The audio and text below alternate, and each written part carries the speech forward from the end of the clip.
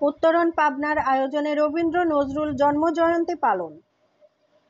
দেশের অন্যতম সাহিত্য ও সাংস্কৃতিক সংগঠন উত্তরণ পাবনার আয়োজনে রবীন্দ্র নজরুল জন্মজয়ন্তী অনুষ্ঠান অনুষ্ঠিত হয়েছে। 16 মে শুক্রবার সন্ধ্যায় পাবনা শহরের সমবায় মার্কেটের দ্বিতীয় তলায় উত্তরণ পাবনার কেন্দ্রীয় কার্যালয়ে উক্ত রবীন্দ্র নজরুল জন্মজয়ন্তী অনুষ্ঠানে উদ্বোধক হিসেবে উপস্থিত ছিলেন নোঙরের প্রতিষ্ঠাতা সভাপতি শিক্ষাবিদ প্রফেসর মোহাম্মদ হাসানুজ্জামান এবং প্রধান অতিথি হিসেবে উপস্থিত ছিলেন উত্তরণ পাবনার সম্মানিত উপদেষ্টা শিক্ষাবিদ কথা সাহিত্যিক আক্তার জামান। উত্তরণ পাবনার প্রতিষ্ঠাতা সভাপতি কবি গীতিকার বাচিক শিল্পী ও সাংবাদিক আলমগীর কবির হৃদয়ের সভাপতিত্বে অনুষ্ঠানে আমন্ত্রিত অতিথি হিসেবে উপস্থিত ছিলেন উত্তরণ পাবনার উপদেষ্টা এস.এম. ল্যাবরেটরিজের স্বত্বাধিকারী মাহবুবুল আলম ফারুক এবং বিশেষ অতিথি হিসেবে উপস্থিত ছিলেন সিনিয়র সাংবাদিক খন্দকার মাহবুবুল হক দুদু।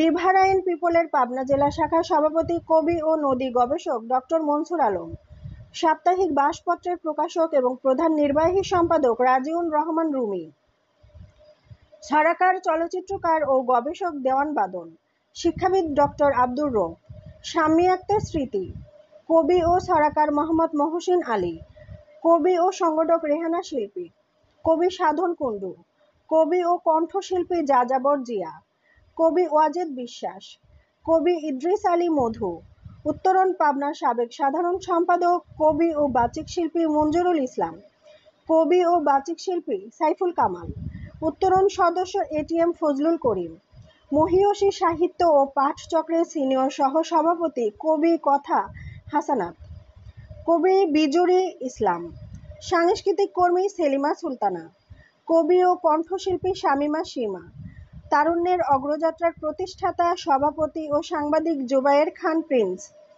উত্তরণ পাবনার সাহিত্য সম্পাদক কবি ও কণ্ঠশিল্পী নীলিমা নীল, নৃত্য প্রশিক্ষক সোনার বাংলা মা একাডেমির সাধারণ সম্পাদক মোহাম্মদ সুমন আলী, সদস্য মেহেদি হাসান, উত্তরণ পাবনার যুগ্ম সাধারণ সম্পাদক কবি মোহাম্মদ রুদ্র বিশ্বাস, সদস্য কণ্ঠশিল্পী নমিতা রায়, শামসুল আলম, আহমেদ শাকিল, খুদে আবৃত্তিকার তাসনিম নাওয়ার, শ্রেয়সী, উত্তরণ পাবনার সহ প্রচার সম্পাদক কণ্ঠশিল্পী রজনী আক্তার, সুলতান মাহমুদ প্রমুখ।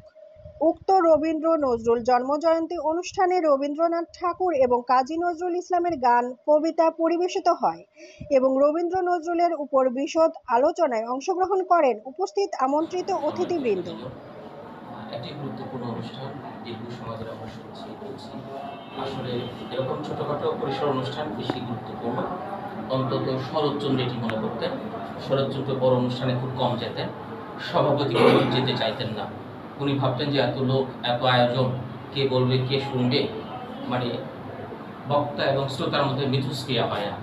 ছোট পরিসর অনুষ্ঠানে উনি বেশি দেবেন, কারণ সেখানে সবাই কথা বলতে পারে, সবাই শুনতে পারে। আজকের অনুষ্ঠানে এরকম একটি অনুষ্ঠান, শরতের মনের মধ্যে একটি অনুষ্ঠান। যাই হোক, আমরা রবীন্দ্র নজরুল নিয়ে আলোচনা করা আমাদের জন্য খুব সহজ। এই জন্য সহজ যে এত বড় লেখক বাংলা সাহিত্যে নাই, আমরা যে কোনো জায়গা থেকেই শুরু করতে পারি, তাহলে আলোচনা হয়ে যায়। কিন্তু একটা ছোট লেখক হলে কঠিন হয়ে যায়, কারণ তাদের পরিসরই কম থাকে। কিন্তু রবীন্দ্র নজরুলের পরিসর এত বড় যে আমাদের জন্য সুবিধাই হয়। তা আমরা যে জিনিসটা প্রায়ই বলি যে আজকে অনুষ্ঠানে হয়েছে যে রবীন্দ্র নজরুলের দ্বন্দ্ব, আসলে দ্বন্দ্ব কথাটা না বলে আমরা একটু অন্যভাবে যদি বলি যে তাদের চিন্তা এবং মতের পার্থক্য। দ্বন্দ্বগুলি মনে হয় যে কিন্তু যে ভালোবাসায় আমাকে সিক্ত করা হচ্ছিল বারবার, আমি তো ভাবছিলাম যে এই মনিহার আমার নয়। জীবনে যা কিছু খেলোক্তি, যা কিছু উচ্চারণ করতে গিয়ে দেখি আমার সামনে রবীন্দ্রনাথকে মনে হচ্ছে। যদি বলা হয় একটি সাহিত্য, একটি আকাশ, একই সঙ্গে দুটি সূর্য ছিল আমাদের ভালোবাসা। আমরা জলজল করে উঠেছিলাম, ভেবেছিলাম তো ওই সময়টা থেকে আমাদের বাঙালির চরিত্রে একটি বড় পরিবর্তন আসবে। চেষ্টা হচ্ছিল তাই। আমরা অনেকেই রবীন্দ্রনাথকে নিয়েছিলাম, নজরুল ইসলামকে নিয়েছিলাম। আজকে কিন্তু আমি ভেবেছিলাম যে দুইজন বড় দিক বদলের মহানায়কের কথা বলতে গেলে এত কথা হবে যেটা কোনোটাই বলা সম্ভব না। কাজেই আমি একটা কাজ করি, সেখানে দুই সমুদ্রের মাঝখানে যদি আমাকে ছুরি ফেলে দেওয়া হয়, তাহলে আমি কি করতাম? তাহলে আমি কি সাঁতার কাটতাম? নিশ্চয়ই না। আমি আমার গাটাকে এড়িয়ে দিয়ে ভাসতে থাকতাম, যে কুলে নিয়ে যায় আবার কুল কুলিতে থেকে ভিতরে যেদিকে নিয়ে যায় না, সেইভাবেই থাকবো, সবার কথা শুনবো এবং কোনো এক ফাঁকে আমি শুধু বলবো যে এই কথাগুলি বলতে চেয়েছিলাম। আসলে আপনাদের সকলের কথার ফুলগুলো যদি একটু একটু করে মালা গাঁথা যায়, সেটি রবীন্দ্র, সেটি এবং সেটা হয়েছে। শেষ মনে করেছিলাম যে আমি যদি আগের বক্তা হই, তাহলে এটা বলবো যে আমাদের প্রধান অতিথি সবকিছু বলবেন। ওই টাইটানিক ডুবন্ত জাহাজের দিকে যখন নায়িকা হাত তোলে আর নায়কটা হাতটা ছেড়ে দিল, তখন মনে হলো আমি সেই ডুবন্ত যে সমান জাহাজ থেকে নেমে যাচ্ছে, নিজেই ভেসে যাচ্ছে। তা আমার আসলে বলার কিছু নেই।